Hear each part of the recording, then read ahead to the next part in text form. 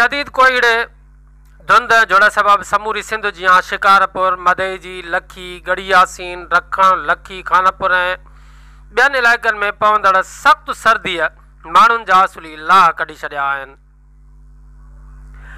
ॾिठो वञे त सख़्तु सर्दी हुजे या सख़्तु गर्मी हर साल ईंदी रहंदी आहे, पर पोइ बि इंसान जी कमज़ोरी चइजे या सहूलियात जो आदी थी पवणु हर दफ़े इंसान ज़ारी ज़ारी कंदे नज़र ईंदो आहे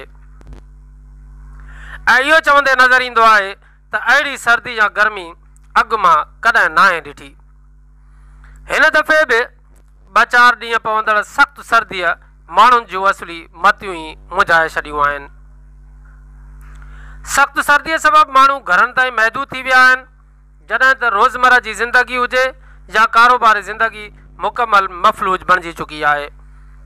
स्कूल में हाज़िरी न हुअण जे बराबरि आहे, जॾहिं त माण्हू घिटियुनि रसनि तोड़े घरनि में घणे क़दुरु बाहि ते हथ पेर सेकींदे चांहि जी चुस्कीअ ते वक़्तु गुज़ारनि था। ॿिए पासे चांहि तोड़े गरम शयुनि जे वाइपे में इज़ाफ़ो थी वियो आहे ऐं गरम शयुनि जी जंहिंमें बूट, जोराबा, जर्सी ऐं कोटनि जे विकिरे में तेज़ी अची वई आहे।